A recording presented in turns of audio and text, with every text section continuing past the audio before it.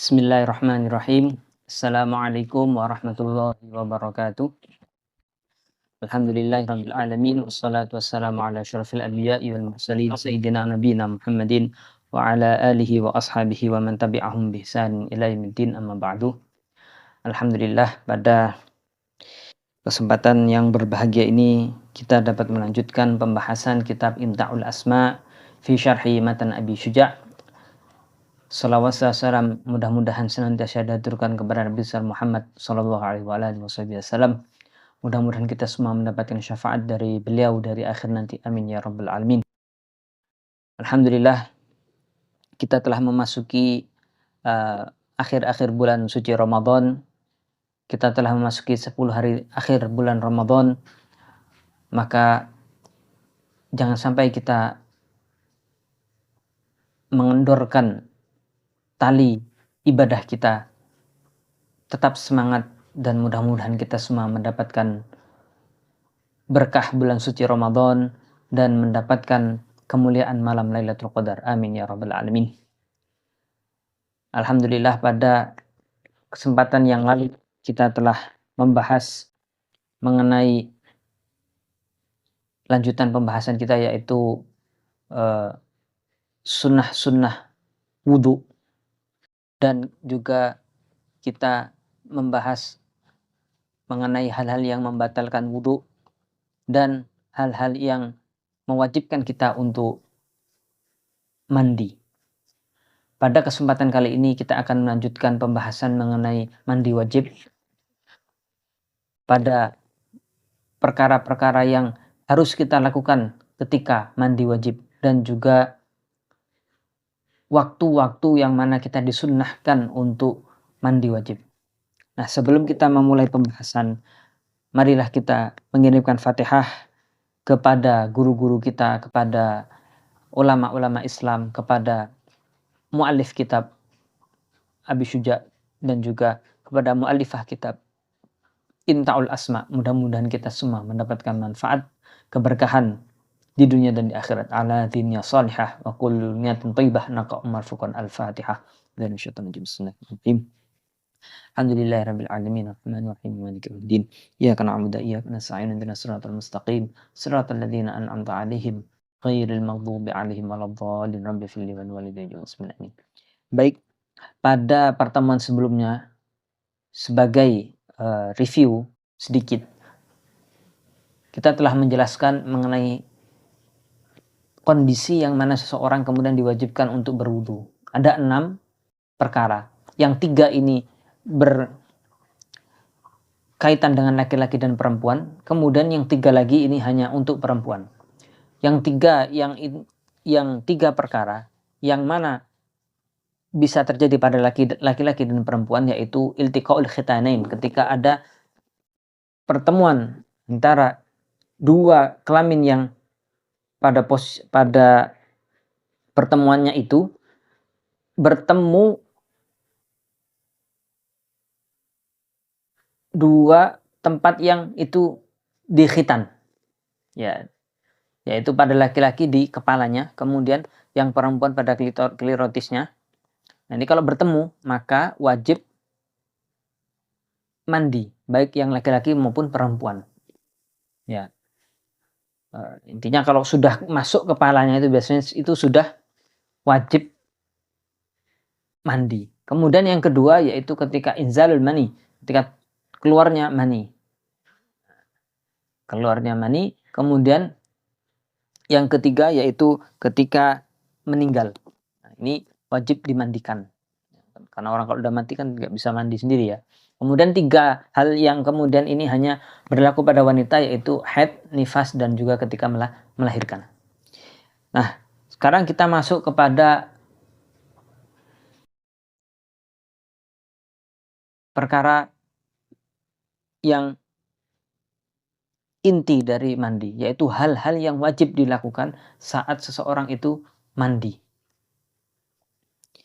Faslun fi faraidil ghusli wa sunani. Fasal mengenai hal-hal yang fardunya mandi dan sunnahnya mandi. Jadi fardu yang ada, rukun-rukunnya yang ada dalam mandi wajib, kemudian sunnahan yang sebaiknya dilakukan ketika mandi. Wa faraidul ghusli thalathatu asya'. Nah, ini rukunnya mandi itu ada hanya tiga. Yang pertama yaitu niat, ya, an-niyah. Fayanwi al-junubu raf al-hadathi al-jinabah, hadathil jinabah. Jadi seorang yang ketika mandi wajib, itu dia harus berniat mengangkat hadas besar. Jadi nawaitul ghusla li raf'il hadasil akbar. Nah, itu. Wal haid rafu hadasil haid. Nah, orang yang haid niat mengangkat hadasnya haid. Orang yang junub berniat mengangkat hadasnya junub. Au yanwani raf'ul hadasil akbar, atau berniat untuk mengangkat hadas besar. Au ada fardil ghusli, atau ada fardil ghusli. Intinya dengan niat apapun yang merujuk kepada diangkatnya hadas besar itu sah. Mau pakai bahasa Arab, mau pakai bahasa Inggris, mau bahasa Jawa, bahasa Indonesia, terserah. Dalam hati niatnya. Saya niat mandi wajib. Nah, itu udah sah. Sah niat. Kapan niatnya? Yaitu ketika qarnun niyati bi awwalil ghusli. Jadi harus berbarengan antara niat yang ada dalam hati ini dengan basuhan pertama. Dengan basuhan pertama. Harus berbarengan. Basuhannya itu ketika mau basuh pertama dari kepala atau dari badan, pokoknya ketika air itu mulai nyentuh ke badan itu pas itu ketika itu niat.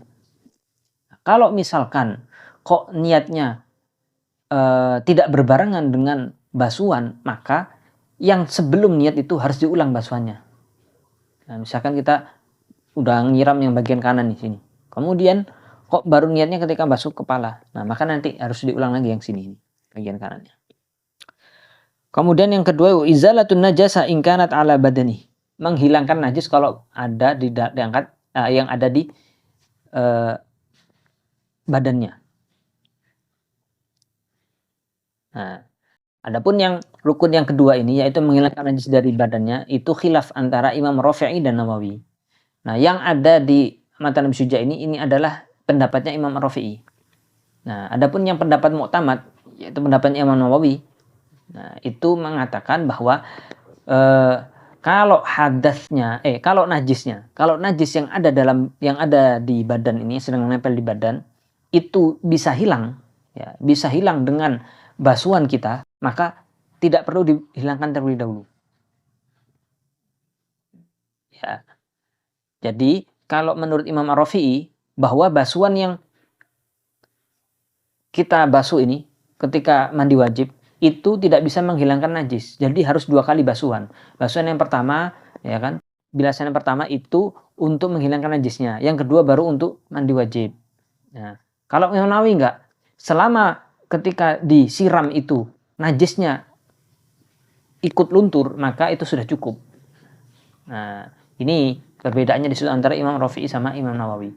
Nah, maka kalau di pendapat mu'tamad madhab bahwa menghilangkan najis, ya, ketika sebelum terlaksananya mandi itu bukan masuk rukun, bukan bagian dari kefarduan mandi wajib. Karena kalau bisa hilang dengan sekali basuhan itu sudah cukup. Nah, itu menurut pendapat mu'tamad. Kalau menurut Imam Rafi'i sebaliknya, gak cukup, harus ada 2 basuhan. Makanya disebutkan dalam ini fardunya mandi. Wa isalul ma'i ila jami'i asy-sya'ri wal badan. Nah, harus membasahkan semua rambut dan badannya. Termasuk ini telinga, ya. Telinga yang kelihatan dari kita. Nah, ini juga harus dibasuh. Kemudian kemaluan wanita, ya, bagian yang kelihatan ketika wanita itu jongkok, nah itu wajib dibasuh juga. Ketika mandi wajib. Nah, itu wajib dibasahi, disiram dengan air. Nah, jadi isalu al-ma'i ila jami'il sya'ri wal badan. Dia harus membasahi, ya, harus mengalirkan air ke semua badan dan rambut, sela-sela rambut ini. Dalilnya apa, Pak? Nah, dalilnya apa, Ustaz? Nah, dalilnya adalah hadis Nabi SAW yang diriwayatkan oleh Bukhari dan Muslim dari Sayyidah Aisyah radhiyallahu anha. Beliau berkata, karena Nabi SAW idza ightasala minal janabah bada'a faghasala yadayhi. Nah, Rasulullah SAW ketika beliau mandi besar, maka beliau memulainya dengan mencuci tangannya dulu. Tsumma yatawaddo kama yatawaddau lis-shalah. Kemudian beliau wudu sebagaimana wudunya ketika mau salat. Tsumma yadkhul asabi'ahu bil ma'. Tsumma yudkhilu asabi'ahu bil ma'i. Kemudian beliau memasukkan cuci tangan, kemudian wudu, kemudian memasukkan tangannya ke air, ke bak itu. Tsumma yudkhilu asabi'ahu bil ma'i fayukhallil biha usul sya'ri. Nah, jadi Rasulullah kemudian wudu, ya kan? Setelah wudu, kemudian beliau akan memasukkan tangannya dengan membawa air ini ke sela-sela rambutnya.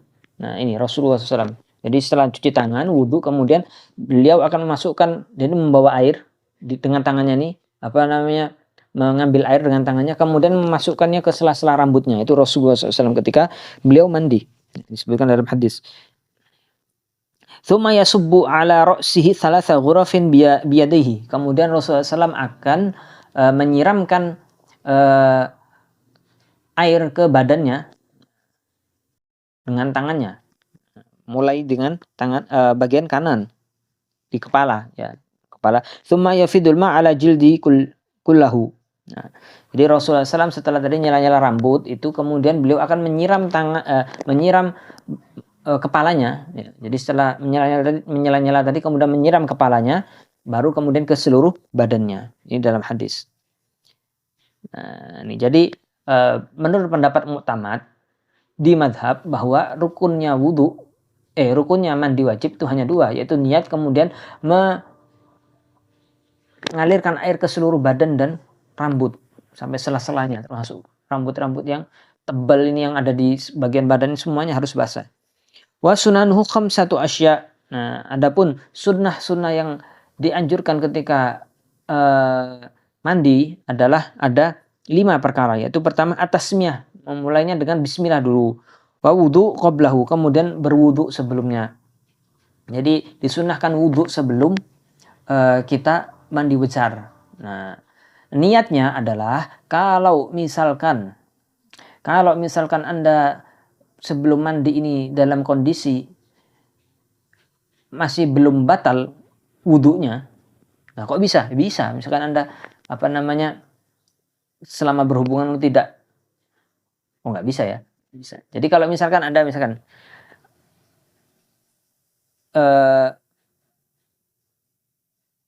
mimpi basah. Nah, mimpi basah. Mimpi tidur juga. Bisa gimana? Jadi kalau misalkan Anda masih punya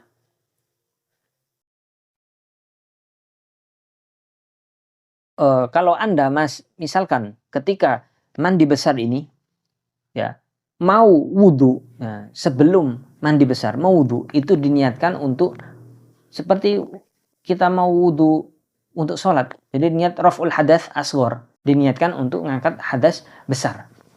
Ya, kita niatkan untuk hadas besar. Untuk hadas kecil. Maaf. Jadi untuk hadas kecil.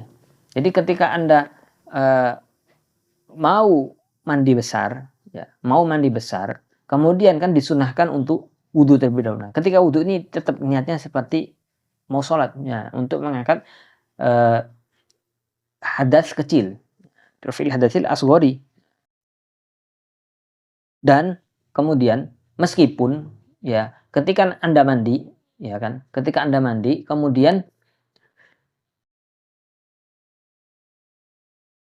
Anda tidak wudu misalkan. Nah, Anda mandi tapi nggak wudu, itu sudah cukup sebenarnya. Meskipun sudah cukup, tapi tetap disunahkan sebelum mandi itu kita wudu, karena mengikuti sunnah Rasulullah SAW. Nah, jadi orang itu kalau dia itu mandi besar, maka otomatis hadas kecilnya itu terangkat juga. Jadi sebenarnya tidak perlu wudu, cuman tetap disunahkan wudu sebelum mandi besar. Kenapa? Karena mengikuti sunnah Rasulullah Shallallahu Alaihi Wasallam.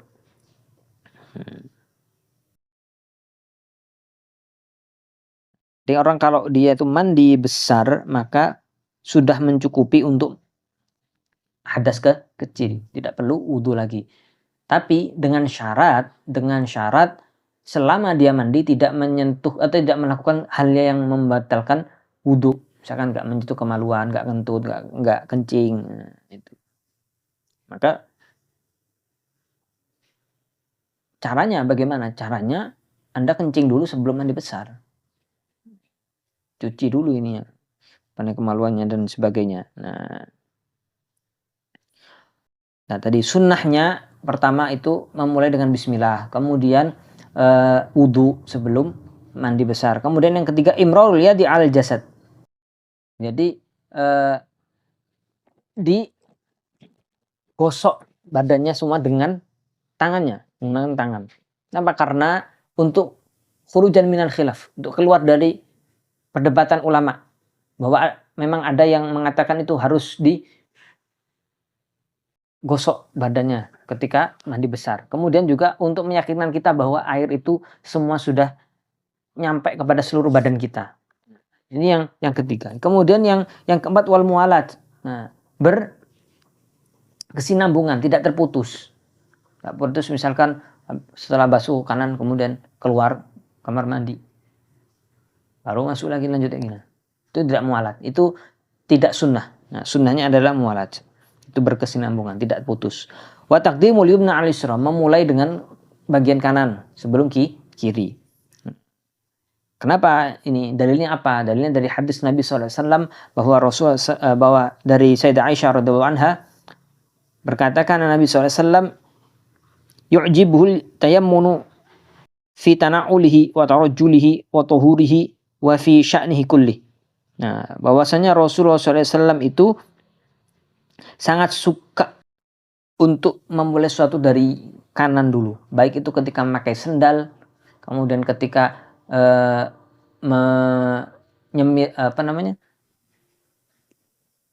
menyisir rambut, dan juga ketika bersuci beliau memulai dari sebelah kanan. Maka urutannya adalah ketika kita mandi besar, itu pertama kita mengucap bismillah dulu. Kemudian kita membasuh kemaluan kita ya, dengan niat untuk menghilangkan hadas besar dari kemaluan itu.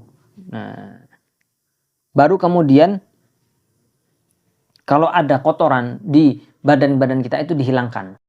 Nah, terus kemudian wudhu. Kita wudhu sebagaimana wudhu sholat. Nah, baru kemudian setelah wudhu kita mulai mandi. Mandinya dengan diniatkan untuk mengangkat hadas besar. Nah, mulai dari mana? Dari kepala bagian kanan. Ya, kemudian bagian kiri. Nah, setelahnya baru badan sebelah kanan, badan sebelah kiri, baru kemudian badan semuanya. Nah, ini adalah sunnahnya seperti itu. Jadi kepala dulu, baru kemudian badan kanan, badan kiri, nah, kemudian seluruh badan. Sebagaimana dilakukan oleh Rasulullah SAW. Nah, ini adalah mandi wajib. Kemudian ada momen di mana kita disunnahkan untuk mandi ketika itu. Nah, ada 17, yaitu disebutkan oleh penulis kitab. Fahunaka awqatun wa amakin yusannu fiha al-ightisal. Dzakara musannif ba'daha. Nah, ini masih sebagian. Nah, jadi di sini ada saat-saat, momen atau tempat dan waktu yang mana kita disunnahkan untuk mandi saat itu. Ya, wal ightisalat al-masnuna 17 ghuslan. Nah, jadi ada 17 mandi yang sunnah. Yang pertama ghusl Jum'ah, mandi ketika hendak menghadiri sholat Jumat. Nah, hadis Nabi SAW, berdasarkan hadis Nabi SAW, idza jaa ahadukum ila Jum'ah falyaghtasil. Kalau ada di antara kalian yang mau datang sholat Jumat, hendaknya dia mandi. Nah, kapan disunahkannya ini? Nah, disunahkannya mulai masuknya sholat subuh. Jadi kalau mandi malam itu masih belum bisa untuk mendapatkan kesunahan mandi hari Jumat. Nah, mulai disunahkannya dapat fadilahnya itu ketika sudah masuk waktu subuh. Kemudian wal idain, kemudian ketika hendak sholat id dan Idul Fitri maupun Idul Adha. Nah, tadi untuk yang sholat Jumat itu hanya disunahkan bagi orang yang mau hadir ya. Jadi orang yang nggak mau hadir, misalkan orang wanita gitu kan, itu maka tidak disunahkan. Itu hanya untuk yang mau hadir sholat Jumat. Kemudian kalau sholat id, kesunahan mandi ketika hari Idul Fitri dan Idul Adha itu mencakup semuanya. Mau yang mau sholat id atau nggak sholat id itu disunahkan. Wal istisqa. Nah, kemudian ketika sholat istisqa atau minta hujan, kemudian khusuf wal kusuf, gerhana matahari dan gerhana bulan itu juga disunahkan kita mandi. Intinya di segala momen yang mana orang itu akan berkumpul itu disunahkan untuk mandi. Disunahkan untuk mandi agar tidak mengganggu orang yang ada di samping kanan kiri kita. Wa ghuslu man ghassal mayit. Kemudian kita juga disunahkan mandi ketika selesai mandikan mayit. Nah, selesai memandikan mayit. Nah, kalau kita selesai membawa mayit, nah setelah membawa mayit itu disunahkan wudhu. Jadi kalau selesai memandikan mayit, sunnahnya mandi. Kalau setelah menggotong mayit, nah itu disunahkan wudhu. Berdasarkan hadis Nabi SAW riwayat At-Tirmidzi dan Ahmad, bahwasanya Rasulullah SAW berkata, man ghassala mayitan falyaghtasil. Barang siapa yang mencuci atau memandikan mayit, hendaknya dia mandi. Wa man hamalahu falyatawaddo. Barang siapa yang membawa mayit, hendaknya dia berwudu. Kemudian yang berikutnya itu seorang yang kafir baru masuk Islam. Nah, ini disunahkan mandi. Nah, ini sunnah ya, hukum sunnah ini terjadi atau berlaku ketika dia tidak punya utang mandi. Misalkan kok dia punya utang mandi, utang mandi itu maksudnya apa? Kok dia adalah habis berhubungan suami istri, kemudian masuk Islam. Nah, itu tetap wajib mandi. Itu malah mandi wajib. Kalau itu wajib mandi. Nah, kalau misalkan dia nggak ada tanggungan, jadi dia tidak dalam keadaan junub ketika kafirnya, maka mandinya jadi sunnah. Tapi kalau dia masih ada tanggungan, misalkan dia habis hubungan badan sama istrinya, kemudian belum mandi dia, maka terus kemudian dia masuk Islam, maka mandinya itu menjadi mandi wajib, bukan mandi yang sunnah ketika masuk Islam ini. Nah, wal majnun wal mughma alaihi idza faqah. Kemudian orang yang gila dan juga yang pingsan kemudian sadar, maka itu disunnahkan juga untuk mandi. Berdasarkan satu kejadian ya, bahwa Rasulullah SAW ini, ya ini hadis Nabi yang ada diriwayatkan oleh Bukhari dan Muslim, bahwasanya Rasulullah SAW suatu ketika beliau itu sedang ketika di masa akhir-akhir hidupnya, beliau ketika itu sudah sangat lemah sekali, kemudian ketika berat itu kemudian beliau tanya kepada yang menjaga, as-sholat nas, apakah orang-orang udah pada sholat? Kemudian yang jaga itu menjawab, la, belum, mereka itu belum pada sholat. Hum yantadzirunaka ya Rasulullah, mereka itu nunggu Anda ya Rasulullah. Kemudian Rasulullah meminta untuk dibawakan air dalam wadah itu kan. Kemudian Rasulullah mandi di seko itu ya, di seko badannya. Kemudian Rasulullah ingin bangkit, kemudian beliau nggak kuat. Nah, dan kondisi Rasulullah SAW ini baru bangun dari pingsan. Nah, itu baru bangun dari pingsan. Kemudian wal ghusl indal ihram, kemudian mandi ketika akan ihram. Nah, ini juga sudah masyhur hadisnya, diriwayatkan oleh Imam At-Tirmidzi.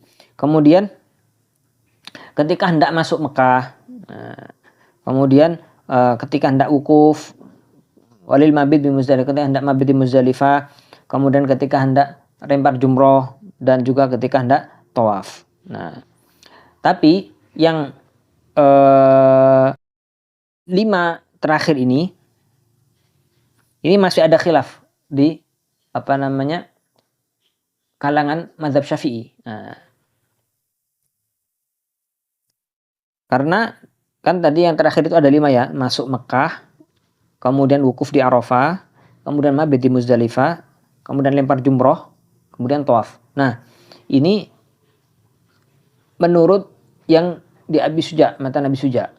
Nah, adapun yang muktamad di mazhab itu hanya disunahkan ketika masuk Mekah dan ketika wukuf di Arafah.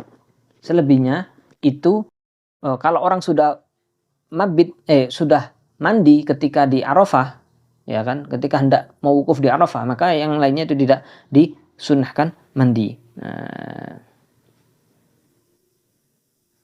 jadi hanya itu tadi ya, ketika masuk Mekah kemudian hendak wukuf, ya kan, itu saja dua itu. Yang lainnya itu tidak disunahkan ketika mau tawaf, lempar jumroh atau Muzdalifah, itu tidak disunahkan. Yang utama itu hanya dua. Kalau ini disebutkan di sini pada 5 terakhir itu ada 5 ya. Nah, itu dari 5 itu kan berkaitannya dengan haji ya. Dan ya berkaitan dengan haji dan juga umroh. Nah, ini kalau yang muktamad itu hanya 2, yaitu ketika masuk Mekah dan ketika hendak wukuf. Nah, adapun ketika hendak wukuf itu mandinya di mana? Mandinya di Muzdalifah. Karena malamnya itu kan tarwiyah. Nah, ketika tarwiyah itu disunahkan mandi untuk persiapan wukuf. Nah, saya kira pembahasan untuk hari ini kita cukupkan sampai sini. Insya Allah pada pertemuan berikutnya kita akan lanjutkan pada pembahasan mas'alah khufain, ya, membasuh khufain. Insya Allah akan kita jumpa lagi masih di bulan suci Ramadan. Mudah-mudahan apa yang kita pelajari bermanfaat untuk kita semua. Mohon maaf apabila ada salah kata. Bila taufiq wal hidayah. Assalamualaikum warahmatullahi wabarakatuh.